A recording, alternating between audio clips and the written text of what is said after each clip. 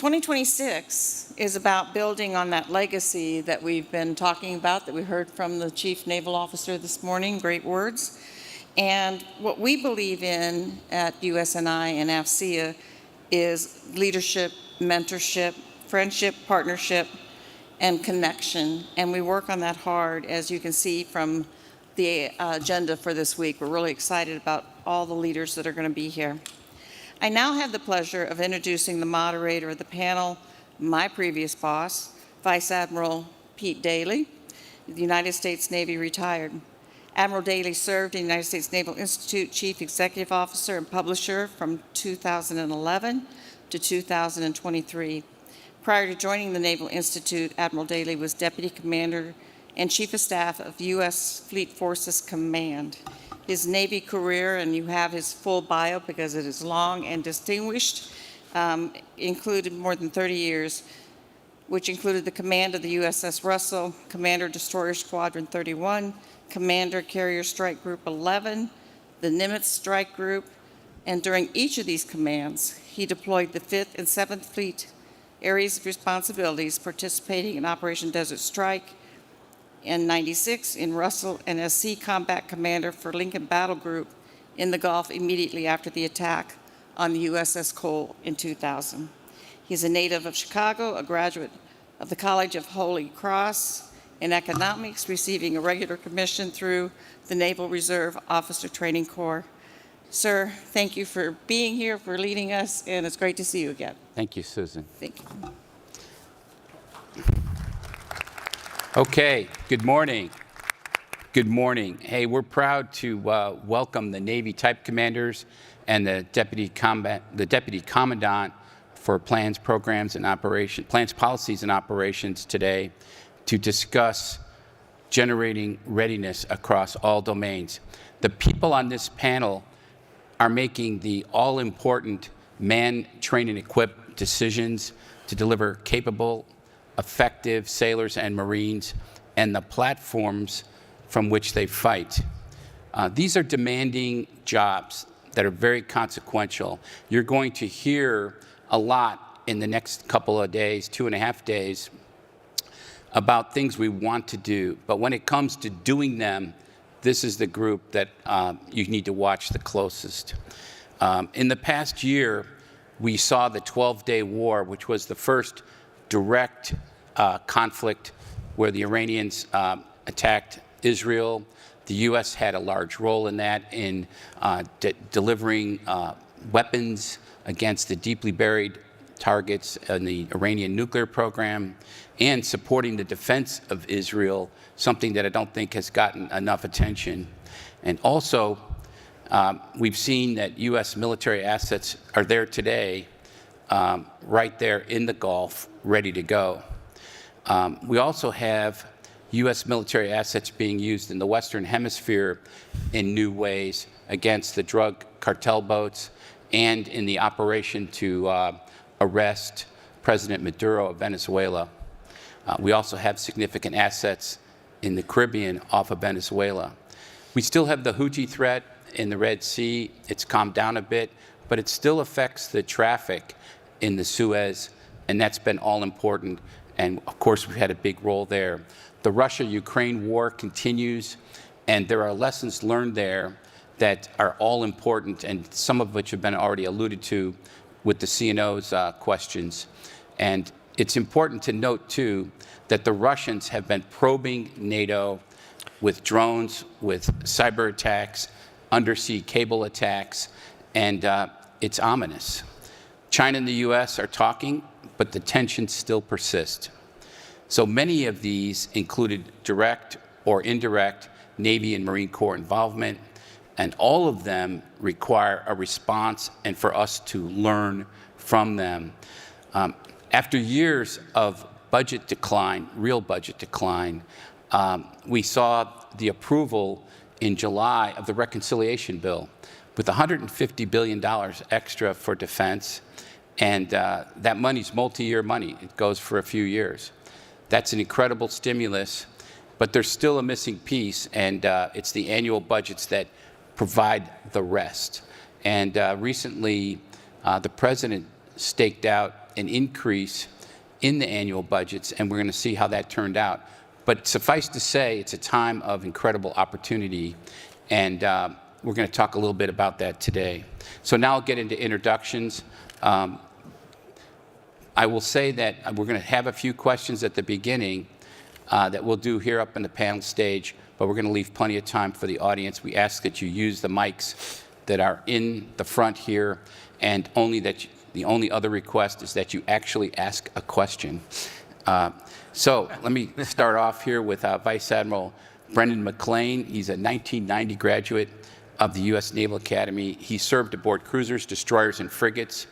While in command of USS Kearney, DDG-64, he won the Battle E and the Battenberg Cup. In Major Command, he served in the forward Desron in the Gulf, Desron 50, as a Commodore. Ashore, he served at the Naval Academy, the OPNAV staff, and at ComNav SurfPac. Overseas, he served in Iraq with the Army's 354th Civil Affairs Brigade, at EUCOM, and at 6th Fleet as the Maritime Operations Center Director.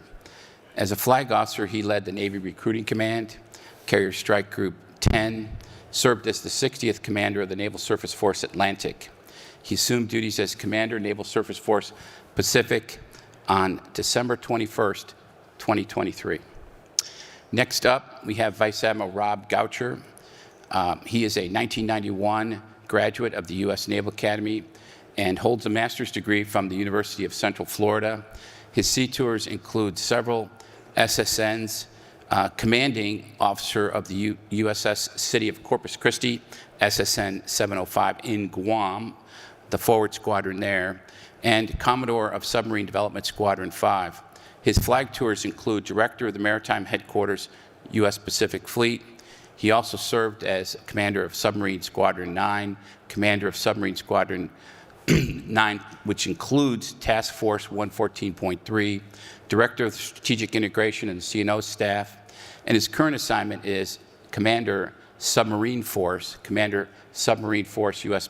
Atlantic Fleet, and Commander Task Force 114, 46, and 88. And he's also commander of the Allied Submarine Command. And just when you thought he wasn't doing enough, he was recently reconfirmed in grade as a 3-star and is now concurrently the direct reporting program manager for submarines. Next up, we have Vice Admiral Mike Vernazza. He's a 1990 graduate of the U.S. Naval Academy. There's a trend here. And he's earned a Master's of Public Administration from Troy State and is a graduate of the Naval War College and the Joint Forces Staff College. His initial assignment was in the surface warfare community before becoming an intelligence officer, and he served in a variety of operational and ashore billets, including Commander, Naval Information Operations Command, Georgia, Commander of the Naval Information Warfighting Development Command, and prior to his current tour, he served as the Director of Maritime Information Warfare, U.S. Pacific Fleet, and commanded the Fleet Information Warfare Command, Pacific Information Warfare Task Force 501. Vice Admiral Vernazza assumed command as Commander of Naval Information Forces in July 24, and as the IBOSS, he is responsible for manned, trained, equipped for more than 60,000 information warriors and professionals across the globe. Next up, we have Lieutenant General J. Bargeron, USMC. He enlisted in the Navy in 1984 and was commissioned a second lieutenant in 1989 after graduating from the University of Florida. A career infantry officer, his command tours include platoon and company level commands in the 2nd and 8th Marine Regiments, commanding officer of the 2nd Battalion, 8th Marines, commanding officer, 7th Marine Regiment, and commanding officer of Special Purpose Marine Air Ground Task Force, Crisis Response Central Command. He has extensive deployments, including Operations Desert Shield, Desert Storm, Haitian Migrant Ops in Gitmo, Operation Iraqi Freedom, Operations Enduring Freedom, and Inherent Resolve. And as a general officer, he served as Deputy Director of Plans and Operations J3 at EUCOM, and as the Commanding General Education Command, President Marine Corps University, and Commanding General 3rd Marine Division. He's and also Director of Strategic Planning and Policy, J5 at U.S. Indo-PACOM Command. He assumed his current role as Deputy Commandant for Plans, Policy, and Operations, Headquarters Marine Corps in June of 25. Next up, we've got Vice Admiral Doug V8 Verissimo. He's a native of Falmouth, Mass., and a 1987 graduate of Cape Cod Community College, after which he enlisted with the Naval Aviation Cadet Program. He's a NAVCAD.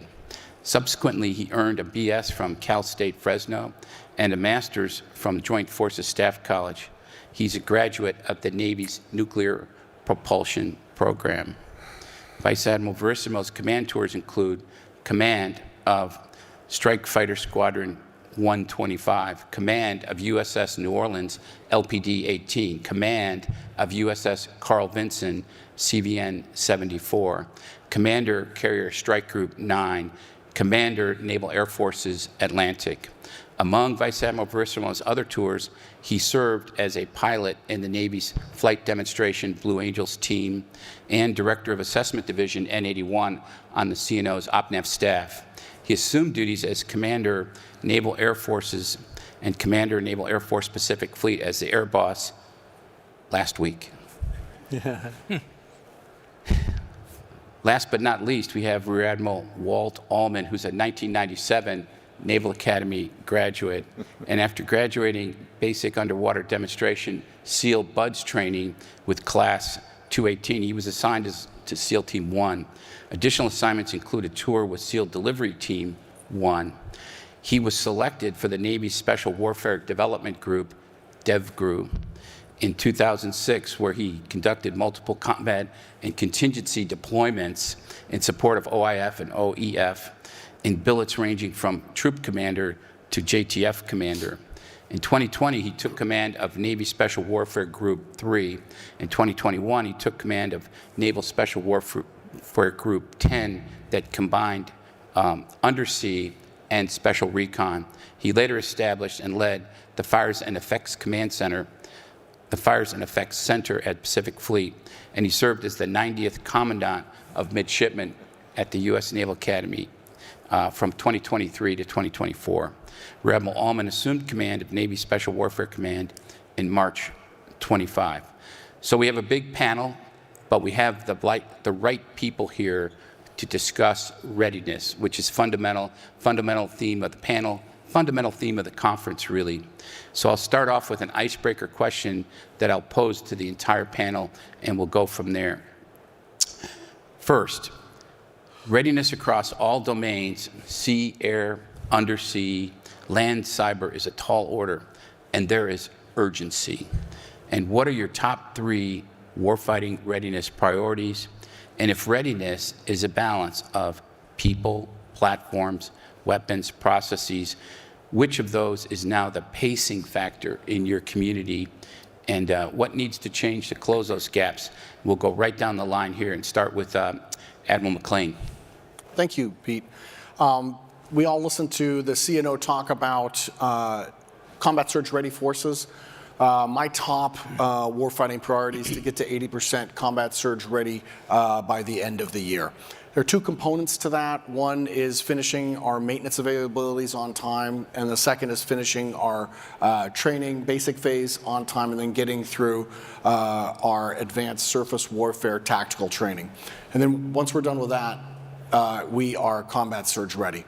So really getting to on-time completion, increasing that percentage, and reducing our days of maintenance delay. That's key to that, as well as the disciplined execution of training.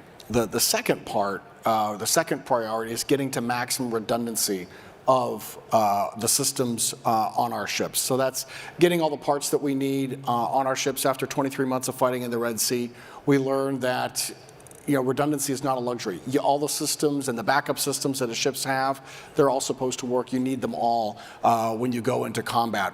So we've done a lot of work on that. We've run the 188 readiness-based sparing models to update the parts that are supposed to be on the ship, and now we need to continue to invest to get those on the shelves of our ships.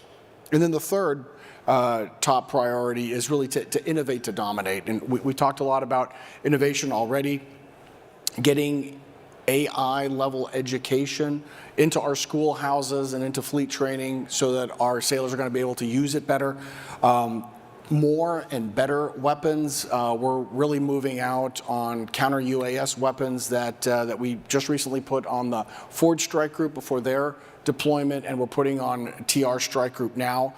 Directed energy weapons, Paul Lemo just talked about Helios, that's on USS Preble. We're taking steps there, and I'm looking forward to going further into directed energy weapons on our ships, and then conventional prompt strike, which we're putting on our Zumwalt class. And then the last part on the innovation side is really getting ready for Golden Fleet. In a few years we will have frigate in the fleet. In a few years later we're going to have battleship. And I think the way the CNO talked about risk and hedging, I see Zumwalt class as the hedge there, where we can put technology that we will know we will need on battleship, test it on Zumwalt. Zumwalt is the closest thing that we have right now to a battleship, and investing there, we're already getting conventional prompt strike there, but putting other weapons on there to test them, I think that's going to be the third warfighting priority for me. Thank you. I just have to ask you this about the battleship thing. Some people say this battleship thing is new, but could you just talk for 1 minute about the fact that there has been an existing requirement for a large surface combatant, and I think that got lost a little bit, like this was some type of new idea. Correct. So that's one of the challenges that we've had is buying big ships is very expensive. And we've come up against the limitation of the destroyer hull size. We have the first of the Flight 3 DDGs here, USS Jack H. Lucas, and the DDG-3 is maxed out on weight, power, air conditioning. There's nothing else we can put on that ship. And from what we've learned with the ship design for the next destroyer is that there's some really tough choices. You're either going to get a gun or you're going to get conventional prompt strike, but you can't have both. And unless we go to a larger hull size and make that investment, we're really kind of at a deadlock there. So battleship is exactly what we need for the future.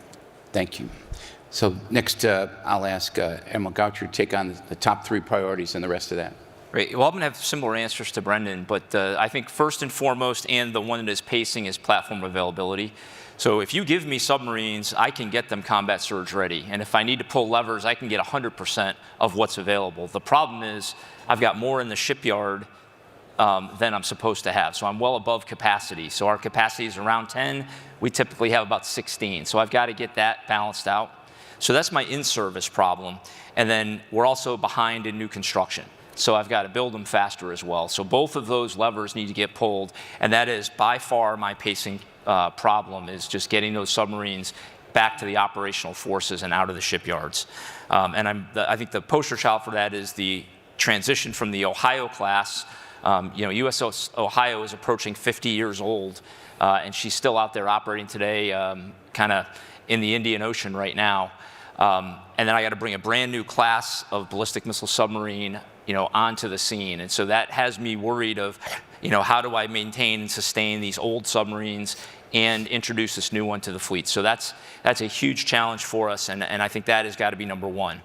I think number 2 is in people. There's 2 things in people. So first of all, we're pretty well manned, and you heard the CNO talk about that, but I still think our loss rate is too high. So we have too many unplanned losses, and you hear the CNO talk about, hey, trying to understand why that is and using big data approaches to that, and you talk about the Army's Vantage program. So that's a priority for us. We made that our Get Real, Get Better priority for the year, is try to drive that number down and understand it better.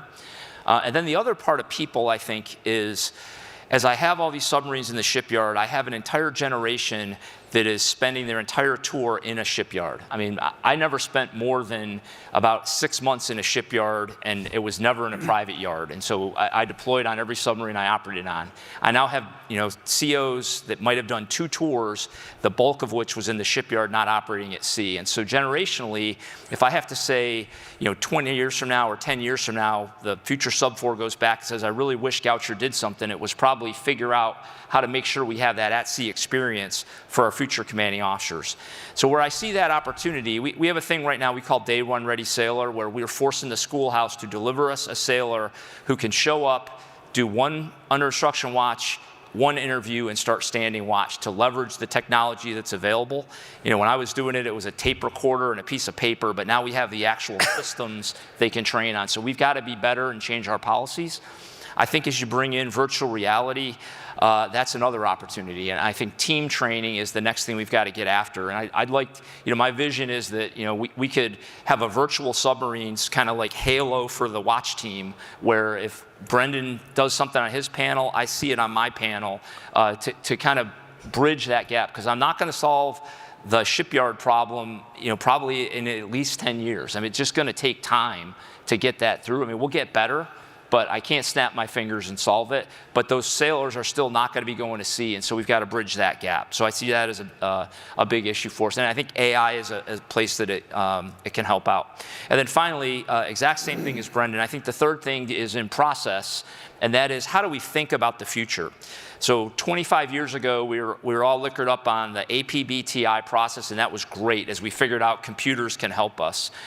We've got to start thinking differently now. I've got to get out of I have a rack for combat, a rack for sonar, a rack for imaging, a rack for whatever else. That's all got to be soft. So I've got one rack of servers. I can workload share where the workload is the most. I've got a fiber backbone that can connect everything. So I've got to design the submarine thinking about what the future is going to bring. And I think that is software-centric, not hardware-centric, so that as the software improves, we can leverage that. And I'm just coming down and I'm swapping a server out, and it solves, you know, kind of the whole problem there. So we've got to get out of that legacy approach, you know, going forward. And I think that trying to just bolt on technology to legacy processes is not the way we need to do it. We need to change the process and change the policy to leverage what technology can bring to bear. And so we've got to think about that, you know, in the future and how we accept risk going forward. Thank you.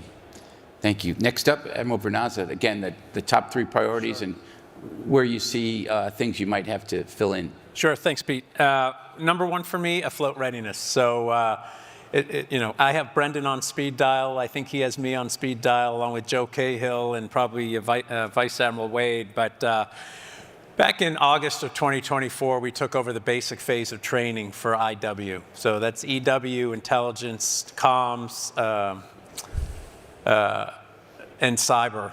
And we have made tremendous strides working with SWOBOS, AirBoss, SubBoss, just all of the TICOMs working together to improve afloat readiness. We have a long way to go. You heard the CNO talk about mastery and self-sustainment. That is really difficult, certainly in some of the IW things we have to do because they're so complex and so technical. So the goal is to now move into the maintenance phase and start putting our toe in that water to see how we can set conditions in the maintenance phase so that the basic phase day one becomes the basic phase day one. And SOVOTs and ATOs and all those challenges that we're working with NAVWAR and others on are ready, they're fixed, and we can really start having the sailors do what they need to do through the OFRP. My second priority is mock TICOM. We took over the mock TICOM in 2023.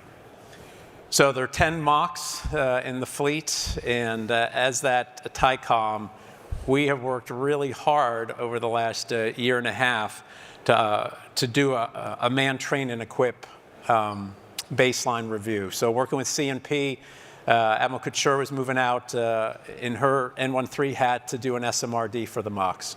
To see what the manning is, not only in competition, but crisis and conflict. Looking at the systems in the mock, we have over 70 systems in the mocks. And, you know, really understanding what systems do we need for all levels of competition, crisis, and conflict. How do we standardize where we need to standardize? And then get after the training components to that. So we recently updated the mock manual. We released that this last month. That hadn't been updated in several years. Our partner in that was NWDC. And then we've put command readiness training teams similar to like an ECIT or a DECIT at the mocks to start doing proficiency and building those skill sets at the mocks. So those are my top 3.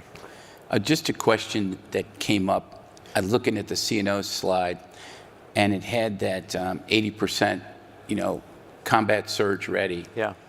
And can you talk about, from your perspective in the IW world, we used to hang a lot of our hat on the fact that we would work up as a group, either as a carrier strike group, amphibious readiness group, or even the MEFers that went over. They would have a program that was very designed to get at things like interoperability and other things.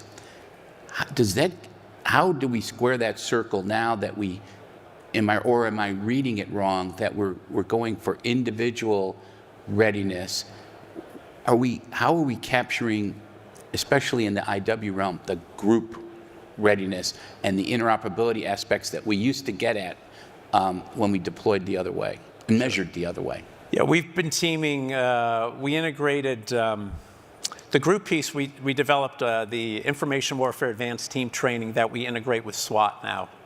And so we bring the WTIs to help do that group level training during those major SWAT events that Brendan and SMITIC do, along with the Strike Group 4 and 15. So we're bringing the warfare development centers closer together. There's great teaming between SMITIC and NIWITIC. We talked earlier about at the previous, when CNO was talking about some of the lessons learned from the Red Sea. We integrated some of those, so we're bringing that back into the group training, refining our TTPs, refining how we do business. So it is a constant cycle of bringing things back, bringing it back into group training, but we still have work to do there.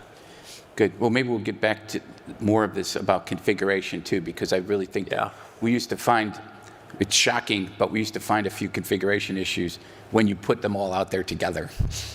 And, so we've seen many of the same challenges that you have experienced when we do DG-SIT. And so the next goal for us is to really make DG-SIT DG-SIT. If I told you some of the challenges we find when we go aboard, many of those should be moved left, well left. Right. And so again, refining things earlier will provide us more runway later, so we can focus on that high-end training and the high-end interoperability. Great, thank you. To General Bergeron, the same question about the 3 priorities and where we might need to fill in gaps. Thanks, Pete, and thanks for inviting me again. It's great to be here. Well, the Commandant's #1 warfighting priority by far is achieving a 3.0 ARGMU Amphibious Ready Group Marine Expeditionary Unit presence. That is 3 continuous, consistent, simultaneously deployed ARGMUs, 1 from the East Coast, 1 from the West Coast, and of course our 4 deployed naval forces in Japan that are episodically deployed. This Navy Marine team, this ARGMU, is really a cornerstone of our forward deployed expeditionary combat power. And it uniquely complements, I think, the rest of our nation's strategic arsenal. Persistent, lethal, flexible and responsive, operating from sovereign U.S. territory afloat. I mean, it's a force that our combatant commanders are really asking for. The Vice Chairman is responding to congressional tasking now to report on where we are with amphibious force readiness, and I think that will be instructive. We're not, I think you all know, that it's no secret, we're not achieving that presence right now because of the ship readiness that some of my shipmates have talked about. It's hovering, amphibious force fleet is hovering around 50%, 45, 50%, and it's disrupting the MU deployments, ARGMU deployments like I just mentioned. That's not only, degrading forward presence that our nation needs, but it's amphibious training and experience that our fleet and our Marines need, and unit proficiency as well. And it's not, it's not a surprise, and we're working closely with the Navy, with my shipmates to advocate for a better path toward achieving that readiness rate. We need about 80% readiness, really, of our 31 amphibs to get to where we should be, that 3.0 MU presence. There are levers to pull, and experts here on the stage know those levers better than I do, and maybe talk about some of those today. But pulling those levers requires resources. We got that. And so, we're looking to try to do that. Right up along with the first priority is littoral mobility that goes with that ARGMU presence. The medium landing ships, great, LSM, it's right up there in priority and to enable stand-in forces to maneuver and to be able to sustain them. Like one of my shipmates said, that's not going to happen overnight. Certainly the procurement of the new platforms, but so in the near term, focusing on improving that readiness rate, I think is something that it's really a high priority for my shipmates as well. The good news is that it's probably never gotten more attention than it's getting right now. Both from we recently, the CNO and the Commandant recently formed the Amphibious Forces Readiness Board that's headed by the ACMAC and the VCNO to specifically to take on this problem at their level. And so, and in the budget, we see a lot more resources directed at this. So we're looking, it's a positive trend, I would say. Next priority, I would say, is accelerating our force design modernization, and we have a sense of urgency there. We're fielding in force design. We're fielding lethal capabilities now. We're fielding, long-range anti-ship missiles, ground-based. We're fielding, Gator radars, multi-role radars that we have. We'll begin fielding this year's organic precision fires that bring, long-range precision fires down to the small unit level. Marine Air Defense Integrated Systems. You've heard of these. We're fielding the first 20 this year. So we're fielding a lot, but we need to go faster. We're behind in some systems. In some systems that we're not behind, we still need to go faster. And so we need to get those capabilities out there now. And the last priority I think I'd mention is the individual Marine and families. The most important thing about force design, the most important thing about our future force and capabilities will not be any weapon system or platform. It'll be the individual Marine and the ingenuity and the toughness and the discipline and the capabilities that they bring to the battlefield. The Commandant says that, and with regard to families, the Commandant says that you recruit the Marine, but you retain the families. And so we keep our eyes on that. Talent management, Barracks 2030 you maybe have heard about, which is increasing infrastructure investment across the board by probably more than I've ever seen in my career. Modernizing living quarters, management, improving management of the living spaces and upkeep. And for the families, increasing investments in child care and spousal employment. All of these are balls that have to be kept in the air. Modernizing PME, live virtual, constructive training, all of that is strengthening our individual Marines, which is maybe I listed it third, but it's certainly foundational to all we do. Yeah. No, it's important. There was a few years ago a lot of, static in the air about Force Design 2030, particularly from the retired side. And have we moved beyond that? Is there good agreement now, you think, on the way ahead? Are we still talking about some of those issues, or do you feel like that's in the wake at this point? I think we've moved past that because there's only one Commandant at a time. And we've got the Commandant's marching orders. And but that's not to say that there's not still there's not still some dissent. It's from some quarters. Occasionally you see an article pop up, but the marching, the direction is clear. And as I said, we're beginning to realize some of those capabilities, out in the fleet right now. And I think as our O plans and are shaping up for the pacing threat,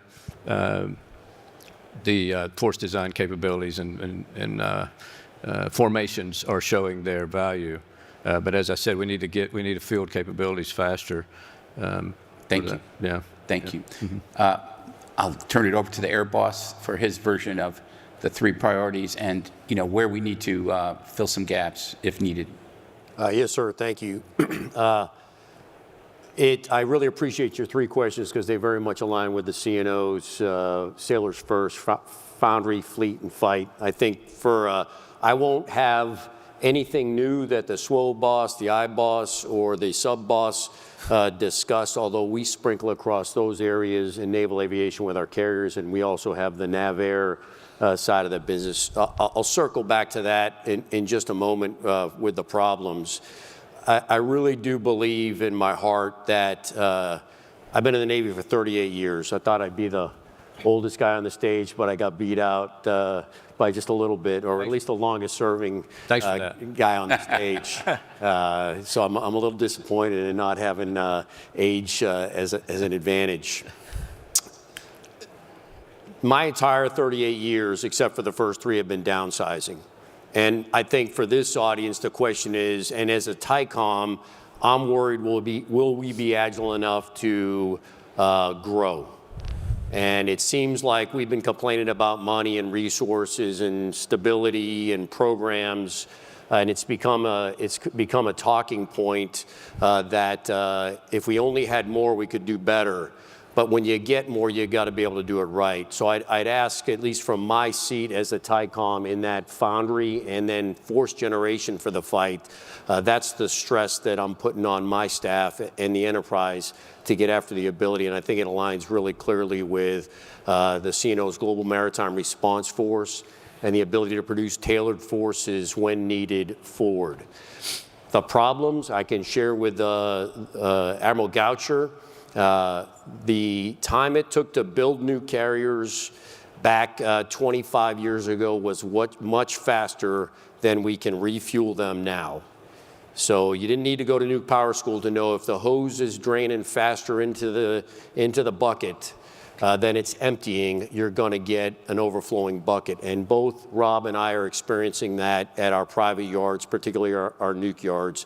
And we need to get a lineup balance that is reasonable over time that can get us to where we need to be so that we have the 80% combat surge ready in CVNs. That's probably the most acute problem and the toughest problem to tackle over time.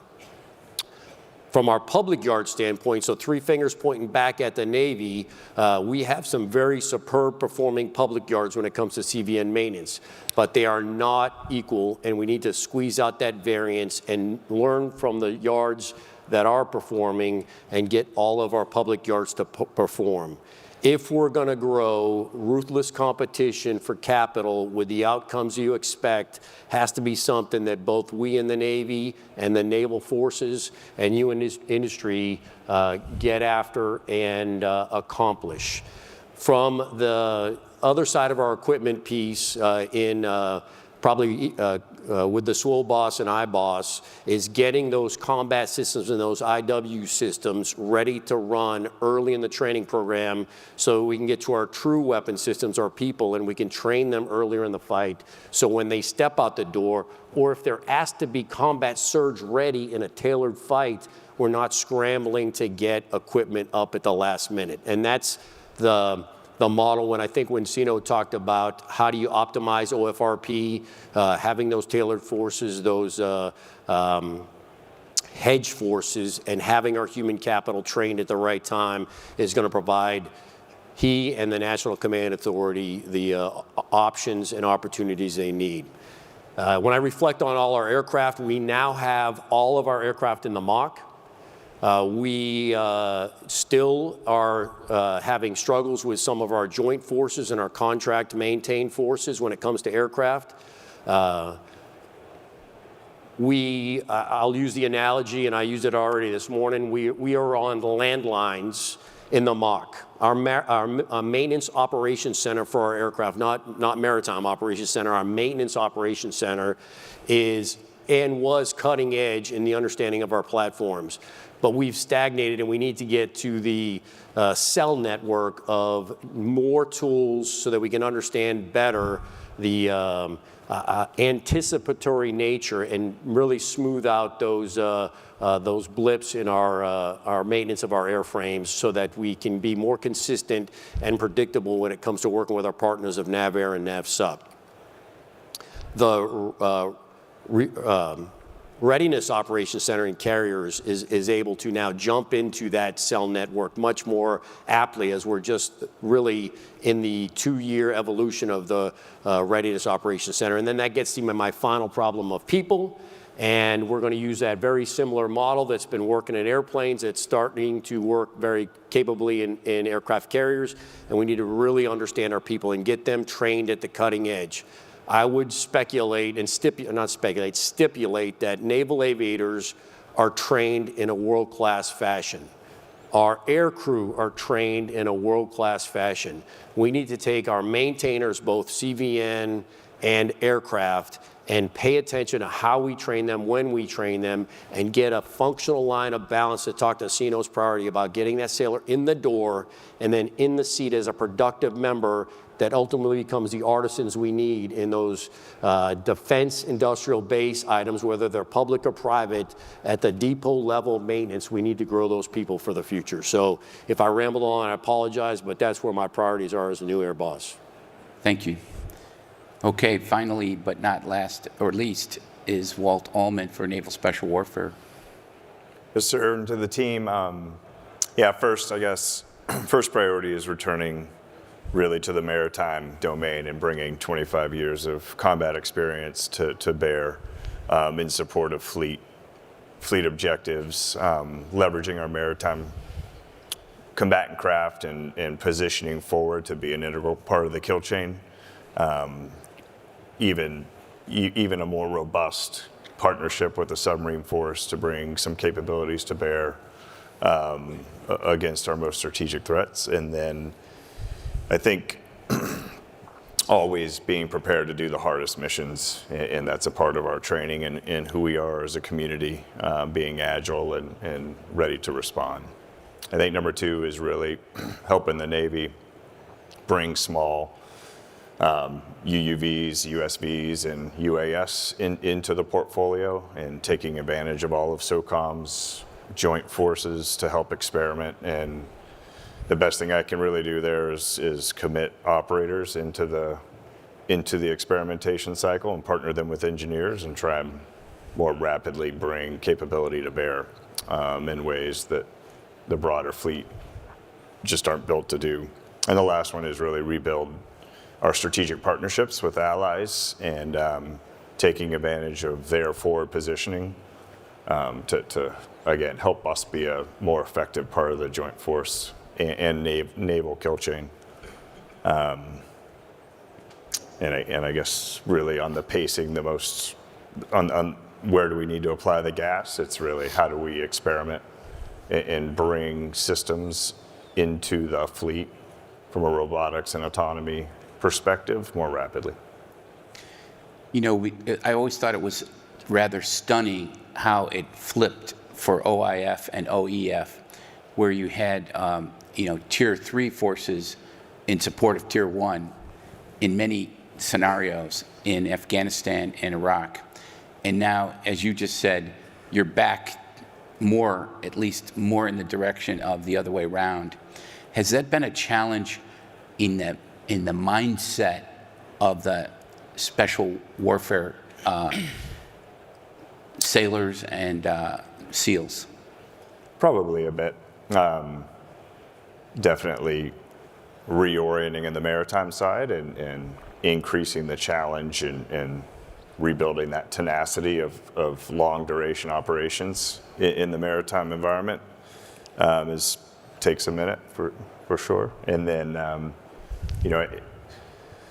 really focusing on some of the gaps in robotics and autonomy and shifting priorities in order to ensure that not only our organic weapon systems are contemporary enough to be survivable, but that we are able to deliver a capability to the fleet that enhances their survivability and lethality. And do you see opportunities where it seems like, we talk about the Ukraine and what we learned from them, but are there cases where the Tier 3 forces can learn from our own Tier 1 forces? They've been away for a minute, as you said. Now they're back. Do you see examples where you could say, we've got this kit that may help you? Or is there a platform for that? Is there a process for that? Or does that just come naturally with everyday operations? It's a good question. I do think we are trying to learn the right lessons from Ukraine. And per CNO's point, not all of them are applicable, but in our case, in the Marine Corps as well, I think that close-in combat and the importance of modernizing your tools to extend a soldier's range is essential. And I think there is a relationship with the fleet where those systems being based forward, applied effectively into the MOC and into the broader C2 construct, will deliver that tailored force or the tailored effect that will help. Thanks. Next question is for the group is in order to deal with a contested environment with degraded communications, attrition, logistics disruption, there's rightfully been an emphasis on resiliency. And can you talk about what steps you're taking to enhance resiliency, both in the very beginning of a fight and then longer term for the long fight? Because I see those as perhaps different challenges.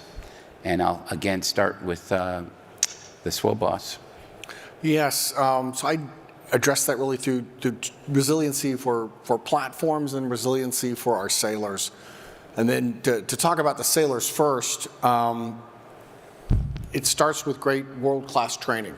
And I think the 23 months that we spent fighting in the Red Sea really showed that with the world-class equipment we have and the world-class training that we give, they perform superbly. With all the missiles that were shot at our ships, and we had over 35 ships in the fight, not a single sailor was hurt, not a single ship was damaged. So that really goes to the testament of the resiliency that we were able to demonstrate there.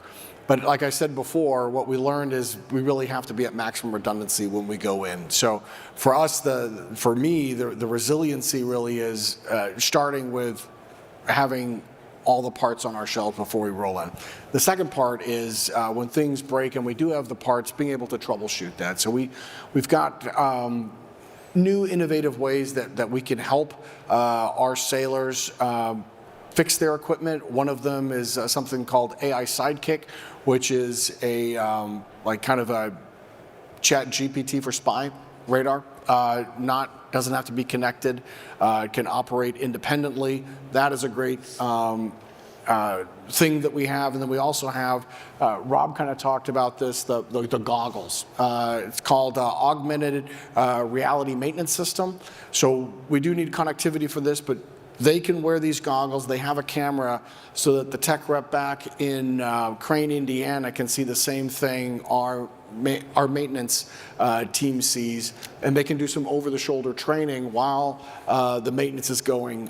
So I think that is a really big thing that we have for resiliency. And then for our ships, having all of our people. I think that's very important. CNO talked about the gaps that we have at sea right now, and we're committed to the curve to paying for and recruiting enough so that by the end of his time we'll be at 100%. I still have about 6,500 gaps at sea. That works out to about 42 sailors per ship. That's a lot of sailors that are missing.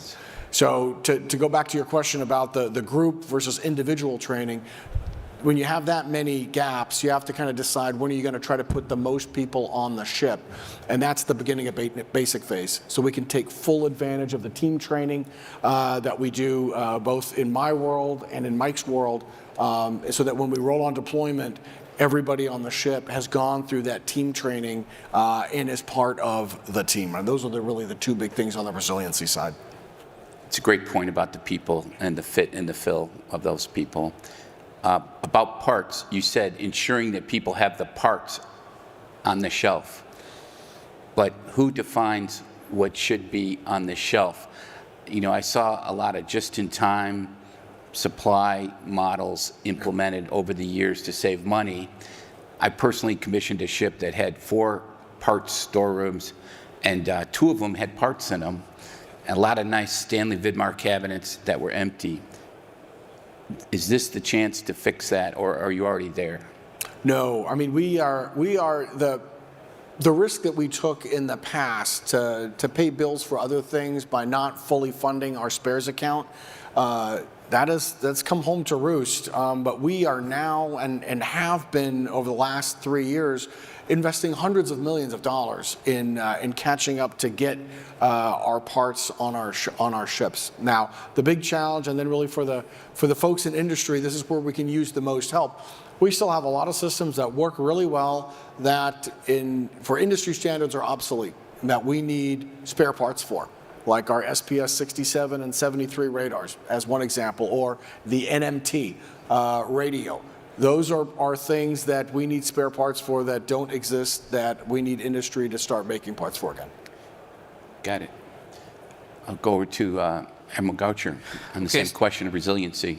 So I'll start with command and control resiliency. So I love satellites. I don't count on them. And so I think we have nuclear war survivable systems out there to be able to command and control our submarines. And since the Cold War, the very low frequency transmitter stations are a capability that we've relied on, and they're very effective. And we use it for both our SSNs and our SSBNs. There's 9 of them in the world, and they're all 60 years old. Good old Cold War technology, but I worry about them. They're targetable, and they're hard to maintain. They're expensive, all those things. So we've done 2 things to drive that up. One is we've worked with N2, N6 and developed the capabilities with helikites, where we can have this mobile transmitter station. You fly basically a big balloon up with a wire coming down, and we've proven over the last year that we can communicate with our submarines at sea using these deployable, low-cost, resilient systems that I can have many of. We have 2 types. One is easily portable. The other is less portable but more resilient. And so leveraging technology to do that. The other thing, and for all of our allies out there, if you have a very low frequency transmitter station, we want to partner with you. So we've already proven with the United Kingdom that we can make that work out of their site in Skelton. And we have a line of other allies in Europe and a couple in the Western Pacific that we're working with to demonstrate we can use their transmitters to transmit to our submarines. And we're working that to have a NATO standard as well. So that's the first thing, is you got to be able to get the order to be able to execute the O plan. So that's how we're focusing on resilient command and control there. And there's an unmanned role in that, and with things out there as well, but I won't run down that. The second thing is on the submarines themselves. So, we've been on a crusade over the last few years, preceded me, but we've carried it up to drive up a couple things. So in order to go fight the war, you got to have weapons, right? That is the sole purpose of our vessels, is to deliver a weapon the way it's meant to be delivered when we're called on. So we've worked with the PEOs, and we've driven our torpedo inventory up 17% in 2025. So this is a historical production, and industry's been a great partner in that. And we worked through a whole bunch of barriers of, hey, why isn't this moving faster? And we went from +2 over 9 months to about a plus 30 times factor in the next year. Does that also translate into the ability in the training cycle to do more shots for a ship? It absolutely does, which is getting to the people piece of we've aligned our submarine command course and our exercises to go get after our key operational problems, which include, and we've tasked the entire force. They have to go measure how fast it is to load a torpedo and load a countermeasure. So lethality, survivability. And we've driven those times down force-wide. We grade against our force-wide standards in our exams, and we make our COs report every month how they're doing on that. And we don't do it like for training, but when you have your A-team in there, time your A-team, explain why you didn't meet your time. So we have a good idea now of how long it should take any submarine by class to be able to load a torpedo, and we've demonstrated that out in the submarine command course when we go out to sea. Do you still do this in the PCO course with the submariners, where you try to pair up a person like a CO with a high engineering score with another person who's got a high weapons score? Are you still trying to do that match? We do still boutique detail our commanding officers and executive officers, and usually at least one of them is an engineer and then one of them is a non-engineer. And Right. we have a very long history of understanding people's capabilities and what they're good at and what they're not as good at, what their experience is to do that. We're a small force, so we can get away with doing that. The other thing is logistics, and we have the way we measure our logistics on board are parts, right? So you got to be able to stay at sea to fight at sea, and so we got to make sure we have the right parts on. I don't expect we're going to go do a brief stop for personnel in the Western Pacific if we have to fight. So you got to stay at sea, and so having the right parts on board is key there. So we have two metrics: gross effectiveness and net effectiveness, which says if I ordered a part that was in my co-cell, did I have it on board? And that if I ordered a part and I was supposed to have it on board, and you don't have a recocell part on board, was it on board? We've driven those numbers up 40% in the last 2 years, and that's through working through a bunch of processes with NAVSUP where we weren't submitting configuration change forms, and why we would ever even start the install without doing that, I don't know, but we've said stop. You can't start until you submit the ILS. We've done enhanced audits. We found problems that we were having with our LSs, and they were finding the easy way to do something that wasn't necessarily reflecting status. So just fighting through all these bureaucratic barriers, and Ken Epps really stepped up to the table on this to help us out at the NAVSUP level, and we've been able to force ride drive those numbers up so we can stay at sea. And then after we got the ADCAP numbers up, we went after countermeasures. And so that's the next thing that we've been able to bump up, and we've worked with the PEOs to extend shelf lives and service lives to fill the near-term gap, and then we're working with industry to go, kind of turbocharge the parts that we need so that we can sustain that out into the future. So that's how we're driving the training aspect of it, the command and control aspect of it, the lethality aspect of it, and the survivability aspect of things. Thank you. Next is Mike Vernazza, and I'd like to ask you, Admiral Vernazza, to help me square this circle. Is that we've talked about the mock. Of course, that's your mission, is to do the whole TTP piece for the mock and man it, equip it, train it. And then we've talked about resiliency and disrupted comms and the like. CNO talked about mission level orders. I'd love that. It's right back to master and commander, 2 years worth of orders in one piece of paper. How we've always prided ourselves on being able to do it at sea without a lot of help, but how do you square the circle with, especially with the disrupted comms potential, with the mock aspect? How is that going? I mean, there's definitely benefits to doing the mock. Yeah. How is it working? Yeah, so great question. I think resiliency for us is built into the community, frankly.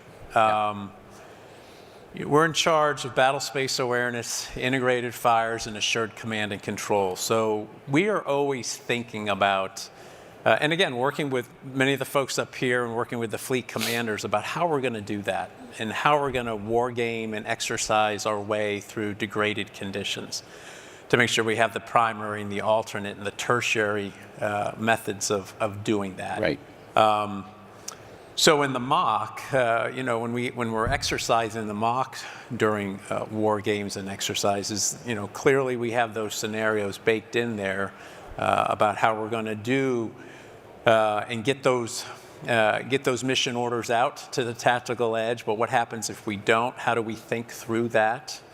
And then how do we leverage the infrastructure, both at an unclassed and a classified level, to be able to make sure that all of us can talk and that the commander can make those important decisions and that the pointy end knows exactly what the commander's thinking. I think AI is going to help us with a lot of that, is how we're going to think through that in the mock to speed that OODA loop engine up and make sure that we're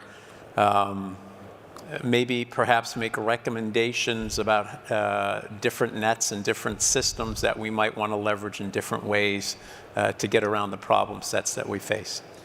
Just last question, I promise, on the mock piece. Sure. But do you, of course, underneath a lot of this is unmanned, and we talked hybrid a little bit before in the CNO's presentation. But are we going down a road where unmanned will be through manned platforms afloat, or do you envision a potential scenario where the mock will command unmanned forces directly? I think it's kind of TBD right now. Yeah. We're working our way through that, both how would the mock C2 unmanned capabilities, especially over far distances, where site pictures may not be perfect. There's a timing and a tempo and a sequencing to that must take place. So we're still kind of working through that. But with the current efforts that we have now with RAS, we're partners with Brendan's folks and Admiral Chris Alexander and others who are working that. Got it. And there's a lot of learning by doing taking place. Thank you. Yes, sir. General Bergeron, the same question about resiliency. Yeah, thank you. I really like this question about resiliency. I'm glad you included it because, it really reminds us that, of that old saying that, everybody has a plan until they get punched in the face. And in a future fight, we are very likely, with the adversaries that we think about today, we're very likely to take some pretty significant, hits, and we have to continue to operate. And I appreciated Brendan starting with the sailors. That's where we start, looking at how we train and educate Marines right from the beginning, an entry-level training all the way through, the War College to prepare them for that future fight. Mental and physical toughness, creativity, a bias for action, critical thinking, the idea that you can that you not only have to outfight him, you're likely to have to outthink him as well. And so starting there. Bases and stations. We just said, assume in a future fight that sanctuary is not going to exist. Dispersal and hardening of our forward bases, rapid repair and recovery capability, robust C2 systems architecture was mentioned. These all have to be inherent part of how we view our bases and stations right from the beginning. Dispersal and distribution is key. Our MLRs, our Marine Littoral Regiments, and the MUs, are sort of inherently sustainable. That's the design. Create smaller, more mobile, lower signature units that are harder for our adversary to target. Much is said about the survivability of surface craft, I think, over the last period. None of our systems are inherently survivable or unsurvivable. It's how or the actions you take to set the conditions to survive is the way we see it. Resilient command and control has been talked about. Expeditionary, low signature, the ability to share data from any sensor to any shooter, even in a comm-degraded environment. And then as you think about prolonged fight, there's contested logistics. We've mentioned reducing our reliance on vulnerable, long, supply chains, and expanding our pre-positioned assets, pre-positioned supplies and capabilities in the Indo-Pacific, especially where the distances are so great. And then depth. I would mention depth, sufficient magazine depth, critical munitions. All of this is more toward a protracted conflict. And then to your, you mentioned force design earlier, and I should have said force design. Really, I should have also said force design is the Commandant said it's a journey and not a destination. And this idea of a campaign of learning about what works and what doesn't. just one small example, as we've started looking at infantry battalion changed significantly in the early days of force design, and along with things like tanks and tubed artillery, is sort of got the attention and ire maybe of some of his predecessors. But as we've learned and experimented and war gamed, building some resiliency back into that infantry battalion is something that we're doing over the next couple of years. And some of the things that we realized we probably maybe took a little bit too much muscle off, and crew serve weapons being one, and so some Marines back in that area, and also in incorporating small UAS and other. It also seems like some of the lessons from the Ukraine Certainly. are very much in the direction of lighter forces and Yes. and the vulnerability of The spurt. of armor to loitering drones. Yes, absolutely. And so you see some of those capabilities and formations sort of taking life in the MLR. So thanks for that. Yeah. Well, thank you. Air Boss. Well, I talked pretty long the first time, so I'll just put a couple points of emphasis on maybe what I already said. The target of 80% combat surge ready is a resiliency target. Our ability to execute and provide the desired outcomes in a time of relative peace right now, if we are struggling now, it is going to be too hard if the bullets start flying. So having that extra capacity and understanding the supply chain demands for combat surge ready and what it takes from all of our platforms, our training evolutions, our air crew, our maintainers, and our workforce. I think the CNO pretty eloquently stated that reliability control boards, our supply system, our industrial base doesn't do very well when things fail before they're expected. Now, we can change that, and we need help changing that with industry as we reshore or onshore or continue to provide a more vertical integration and an organization that is capable of providing across the .mil PF.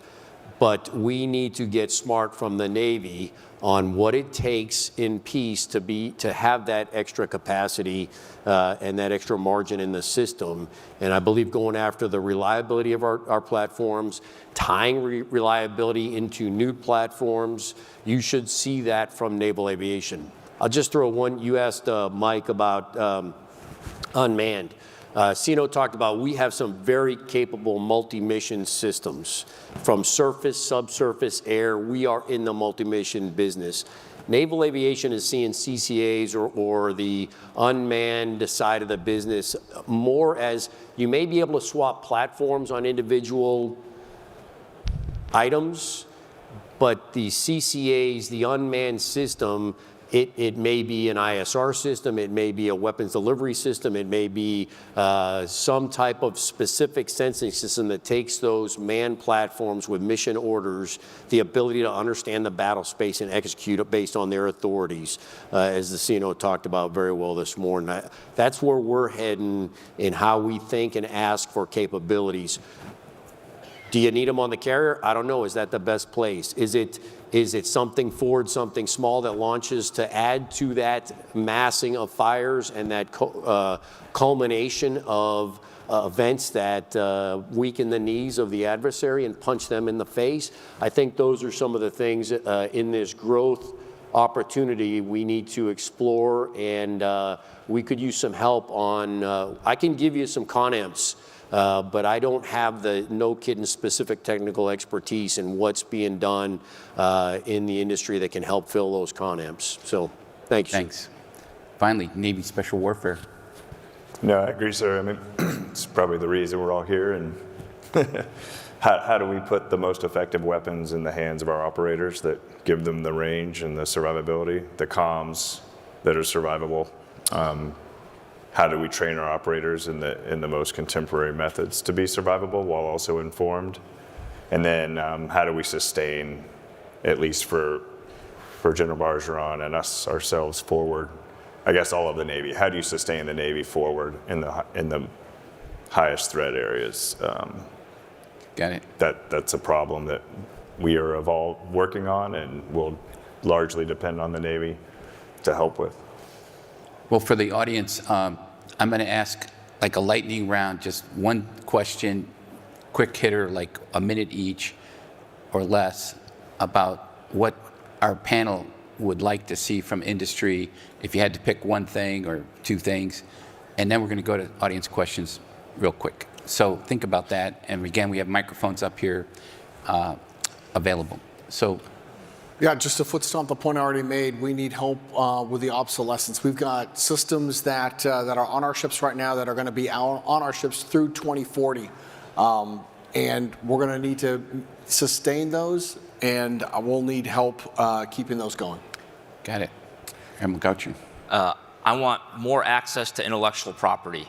I know that's a big ask, but I think that would be the thing that I'd really like to be able to do, so then we can, as we adapt, we're not beholden to individual company proprietary systems.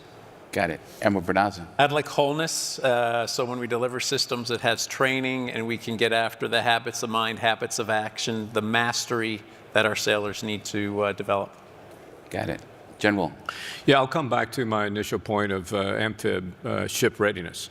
I know that there are, I'm a novice, but I know that there are levers that we can pull to maximize that shipyard period. Some of the experts on stage here know that as well. I think there are places where industry can help the Navy optimize, maximize what we do during that shipyard period to make sure we get the maintenance done on schedule. Roger. What Rob said with the Stinger open architecture, the ability to have ruthless competition to provide the product needed to the force when needed, at point of need. We can talk about compute on the edge, all the other fancy stuff, but ultimately it's getting something in the warfighter's hands that they don't have to call it tech rep, they don't have to ask Mother May I, we don't have to wait on the one supplier to re-spool. In the modern era, in this growth industry, we're going to have to figure out how to do it more quickly, so too many words. Admiral Allman. I agree. Being able to plug into the common architecture that we develop, new systems rapidly, and then evolve off of them. Roger. Okay, we're open to questions. There's a gentleman at the mic right now. Great panel. I was a long-serving naval officer, chair of the Second F Task Force on Education, and just finished as the chancellor of the state system. We're seeing a crisis of young people and their ability to learn, their dependence on social media.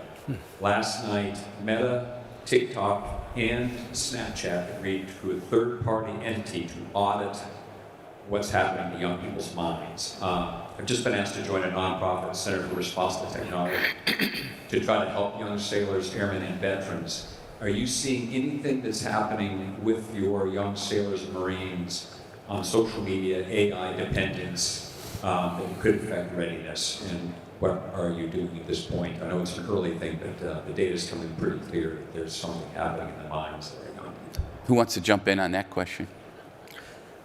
I'm not certain I see that in the Marine Corps. Granted, we're a small group, a smaller cohort of the society, but I spent some time at Marine Corps University where we train our young Marines, and maybe it's just those that decide to come into the Marine Corps, but I'm seeing really dedicated, creative, critical thinking young Marines that really can articulate force design as well as any GO. So, I'm from one data point, I'm not seeing an issue there that we're trying to deal with. There are many other issues. I would agree. After a year at the Naval Academy, I couldn't have been more impressed. So, And it wasn't so long ago, I was on a deployment during the global pandemic. And we weren't pulling in anywhere, we weren't bringing anybody out, we weren't sending anybody home. And so we set the record for consecutive days at sea, 215. There was no Wi-Fi, there was no social media, there was nothing. And everybody did just fine. So I'll just, not to be the contrarian in the room, we need help with this. Sino talked about resiliency, and we talked about resiliency in one of our questions. I can't, nobody on this stage can help with correlation or with causation. But there is clearly some correlation in destructive behaviors. Maybe by the time we get them, they've outgrown it a little bit, but there is a need to both meet the human mind where it is now.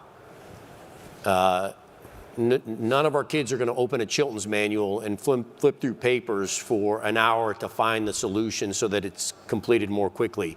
So there is work to be done to meet them where they are.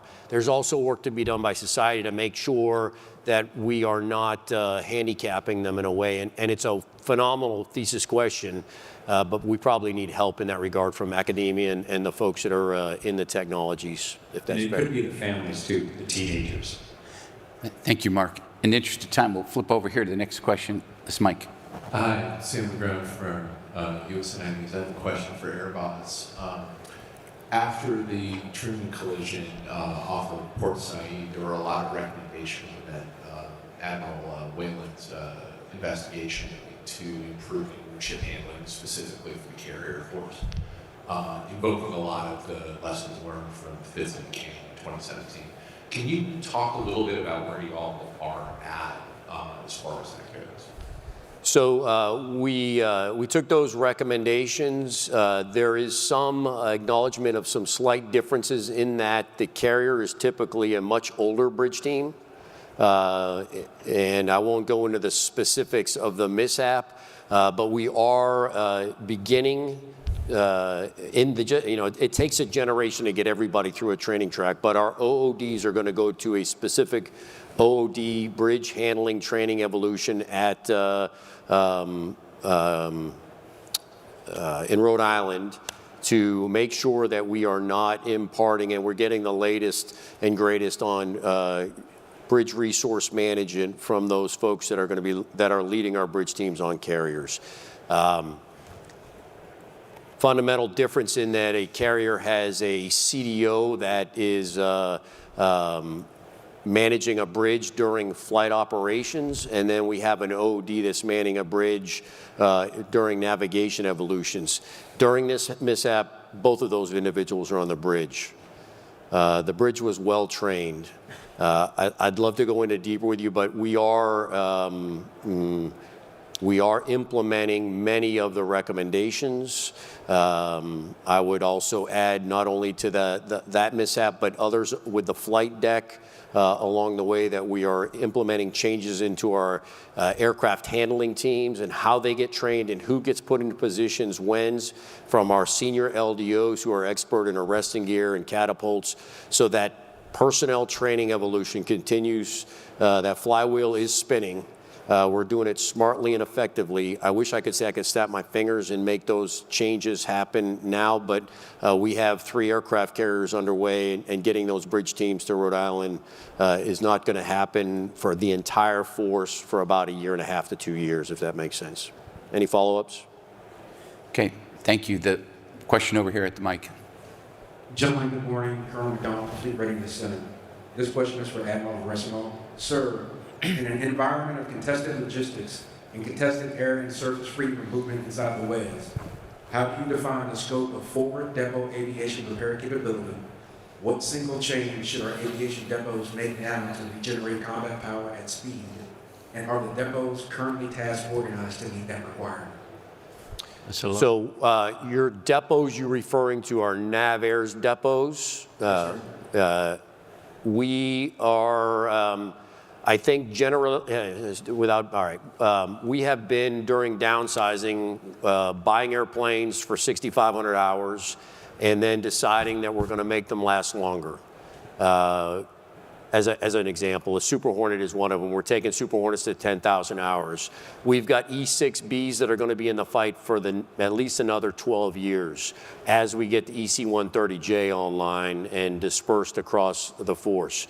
Our T-45s, we need UJTS. Those T-45s are needing additional depot touch points and time to make sure they last to continue training naval aviators to maintain the force. So are we structured correctly? It is a continuous process and a continuous load on resources and workforces that we can fund, we do fund. It's often a little bit behind the 8 ball from a timeline. We start recognizing where we need to fund, and it takes, again, somewhat industrial base. If you ask me, I think we have a good timing and tempo with NavAir to make sure that the depots are spooling up in time. It has been just in time to a little late. What keeps me up at night, or where I think we need to focus on, and I said in my opening comments, is training young maintainers to be future depot artisans. Both at the shipyards, public and private, and at our aircraft depots, the average age continues to get older. As we're bringing new people in, that experience level drops significantly. So what do we do across a blue-collar workforce to make sure that continuum of learning brings a 35-year-old or a 32-year-old or a 26-year-old into the depot with the abilities needed to then train that artisan up to be the master when they're 45 and when they're 50? How do we get them a place where they can provide for a family, whether it's at a shipyard fixing aircraft carriers or at a depot fixing aircraft? Because AI and robots are wonderful, but when you're rebuilding a Bentley, it's going to take trained human capital, at least in my mind, for relatively, I'll call it decades.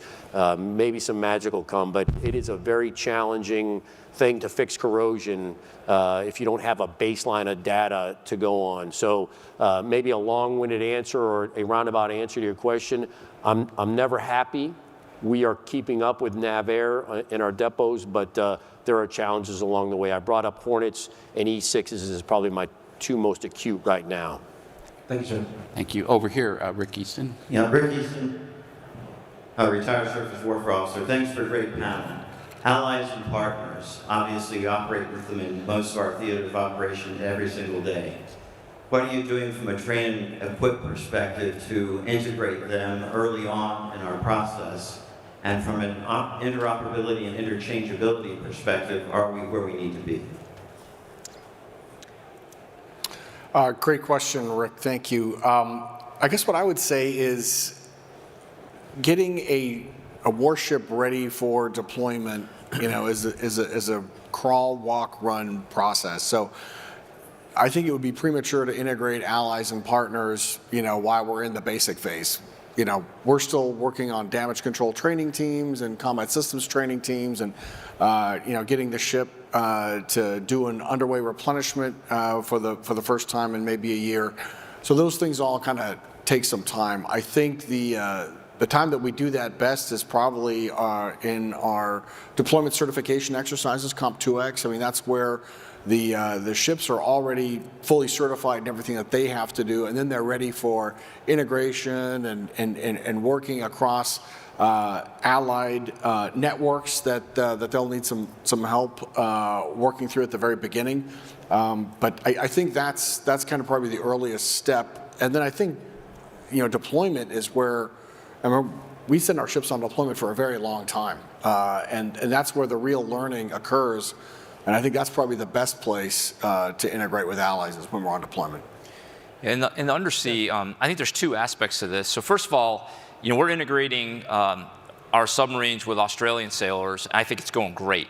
As a matter of fact, a lot of the officers come with more submarine experience than our junior officers, so they do really, really well. So I think on board, we see a lot of high quality, because they know how to operate and they're doing well. And that's kind of a unique case. Because we can't do that with every country because of classification or different things. The key to allies and partners, I think, is understanding what that ally or partner, A, really cares about, so what's important to them nationally, and B, what are they good at? Because what I can guarantee you is everybody's good at something. Like if you go to the Baltic states, they understand that section of water, I mean, perfectly. I mean, when we have so much to try to understand across the globe, they really understand every aspect of that.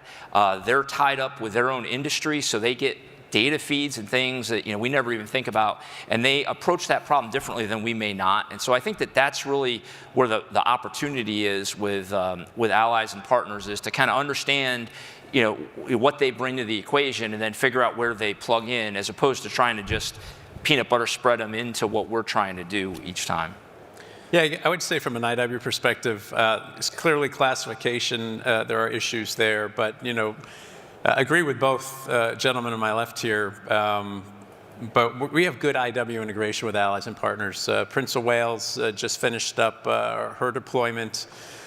We had a IW officer embedded with Prince of Wales, working hand in glove with them throughout the whole deployment. That individual went up to Portsmouth about 2 months ahead of time to get a lay of the land, and by all accounts, tremendous success there.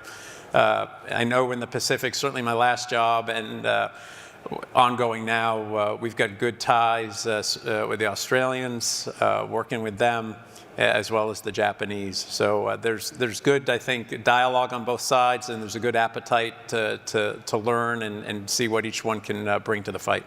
Just in the interest of time, we'll cut it short, but I did want to ask General Bergeron, you're doing so much work out there with the Philippines and in the islands out there.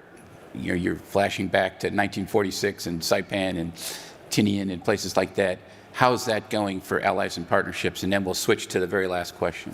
I think it's going great. And from my time as Indo-PACOM J5, and just in the last 3 years, the progress we've seen in developing not just combined exercises, but actually bilateral and multilateral plans to get after certain contingencies. That you wouldn't even think 3 years ago. It's got something to do with the security environment. I've heard it said that the People's Republic of China may be the greatest ally builder of all time. I think you're right. They've made a lot of friends out there. Not. Okay, last question over here at the mic. Good morning, gentlemen. Thanks for taking the opportunity to engage with the audience. Commander also around Naval Air Station War. We hear about encouraging assessments about 80% combat certain readiness attainment in the near future. However, at the unit level, commanding officers are continuously operating the margins of both material, condition, and personal readiness after repeated deployment extensions, most of which are understandably outside of your sphere of control. In strike fighter aviation, in particular, persistent gaps between reported readiness, for example, 341, and adherence to the OFRP, and the day-to-day experience are contributing to officer attrition, as these talented folks want to be part of a winning, honest, and learning organization. While initiatives like Get Real, Get Better, and Performance to Plan are resonating strongly in theory and acknowledge the gaps between outcomes and intent, many aviators do not see these gaps meaningfully closing in practice. That perceived lack of trust in the system is understandably factored into separation decisions, producing, for example, chronic shortfalls in Lieutenant Commander Department head meeting, and resulting in increased operational risk and reduced experience in both the cockpit and our ready rooms. As the CNO has said, and you have said as well, people are our fundamental center of gravity. My question to you is, how do you recommend we communicate the gap between aspirational surge readiness metrics and the day-to-day DICLATE reality in a humble way that builds trust, engages and convinces the talented people we've invested in that they're part of a winning team and a credible path to success as achieved? That was a lot. That was a lot, especially for the last First question. of all, when you're talking to the ready room, don't read from your phone and give me, that's a lot. That's a lot. So I'll acknowledge what you said and where we're broken. We need to get time to train for tactical aviators down to a reasonable level. We need to get Sinatra, T-45, VAW, F-18, VAQ time to train under 3 years, street to fleet. That provides us enough instructors and enough people that historically will show will get enough to want to stay in and love the business, that will have enough department heads.